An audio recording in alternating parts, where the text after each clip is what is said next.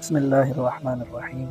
Debit card کا استعمال بنیادی طور پر جائز ہے کیونکہ یہ صارف کے اپنے بینک اکاؤنٹ میں موجود رقم سے براہ راست ادائیگی کرتا ہے۔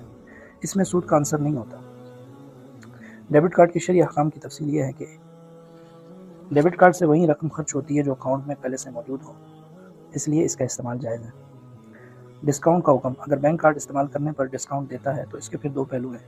پہلی صورت جائز ہے اگر رعایت آپ کو کسی مال کی طرف سے، کسی دکان یا ادارے کی طرف سے ہو جہاں سے خریداری کی گئی تو وہ تبرع اور احساناً جائز ہے، لیکن اگر رعایت براہ راست بینک کی طرف سے ہو کیونکہ یہ قرض پر ملنے والا فائدہ سود سمجھا جاتا ہے جو کہ ناجائز ہے۔ اس کے بالمقابل کریڈٹ کارڈ میں بینک رقم ادھار دیتا ہے اور تاخیر پر سود لیتا ہے جو حرام ہے۔ خلاصہ یہ ہے کہ ڈیبٹ کارڈ جسے اے ٹی ایم کارڈ کہتے ہیں اس کا استعمال شرعاً جائز ہے اور کریڈٹ کارڈ اس کا استعمال حرام ہے، وہ سود کے زمرے میں آتا ہے۔